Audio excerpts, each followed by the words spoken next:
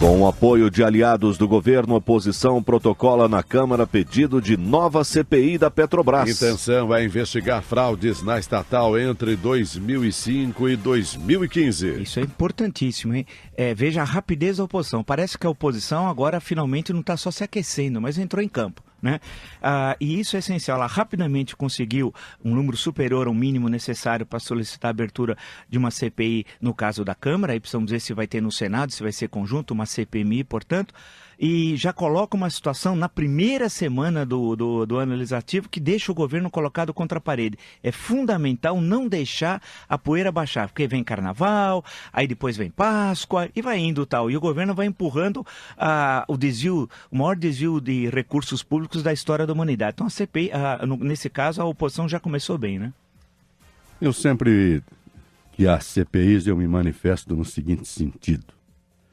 Não é... CPI para investigar fraude não tem cabimento. Porque quem investiga a fraude é a polícia. É muito caro você pagar um senador, pagar um deputado federal, parar um congresso para investigar fraude. Nós já temos a instituição especializada nisso e tem feito isso com sucesso, que é a Polícia Federal. CPI só deveria existir para informar o parlamento sobre os fatos, a fim de que o parlamento, cumprindo o seu destino, fizesse uma lei melhor. Nada além disso. Tem uma questão, José Val, sem polemizar sobre isso, mas veja a importância histórica das CPIs. A CPMI do PC Collor, em 1992, havia uma entrevista de um irmão. Era a pedra no caminho. Era uma questão drummoniana dentro da família Collor, né?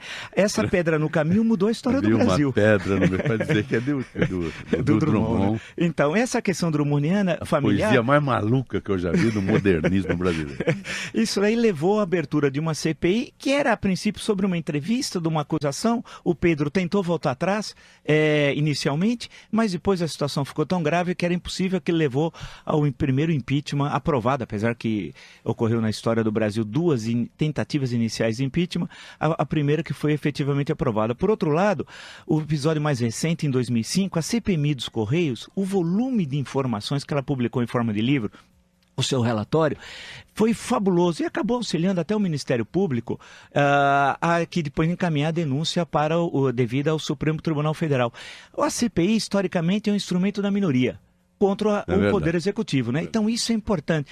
Eu acho que nessa situação... Mas há dezenas delas que viram apenso do inquérito. É verdade, é verdade. E algumas não servem também absolutamente para nada tal. É o instrumento. E nesse caso, que nós vivemos uma crise política, uma crise econômica, uma crise ética, eu espero que os parlamentares tenham aí o discernimento, primeiro, que vai ser uma disputa, quem vai ser presidente e relator, caso efetivamente o presidente Eduardo Cunha não crie nenhum obstáculo para a constituição da CPI, e poderemos, portanto, o governo já ter mais uma derrota. Já teve a derrota na eleição à presidência da Câmara e, no caso já dessas assinaturas, rapidamente, portanto, em 3 dias o governo já teve várias derrotas, porque o governo está dizendo que a eleição do Cunha foi vitória, porque o PT é um partido stalinista, não só reescreve o passado, como tenta reescrever o presente. A CPI da Petrobras para descobrir mais o quê? Os caras já estão em cana, os empresários já estão em cana, o inquérito já está no fim. Quer dizer, o juiz já é no Paraná, o resto vai para o Supremo. Tá faltando núcleo político, né? A gente está vendo na cadeia... É que a primeira instância não pode, mas o Supremo vai tomar conta disso. Mas a gente cria essa questão do debate político. Veja que... E isso é essencial. O que é importante é o que o Reinaldo Azevedo falou hoje. E eu falei lá atrás, há muitos anos. Estão esquecendo, porque estão só falando em corrupção, dinheiro, faturamento. Estão esquecendo que por trás disso está o maior projeto de poder, de domínio da República da história. Aí sim é a atuação do PT, indigna do PT. É por isso que é preciso quebrar esse projeto de poder e revelando quem são os verdadeiros mandantes e mandatários desse mega esquema de corrupção que nunca foi visto na história do mundo. E o ministro Celso de Mello disse uma expressão que acho que se consagrou em um dos votos da Ação Penal 470, que é o projeto do Mensalão, que é projeto criminoso de poder. A expressão do decano do Supremo foi correta, matou a cobra e mostrou, é um projeto criminoso de poder. E só se alcança o poder através do dinheiro e da influência.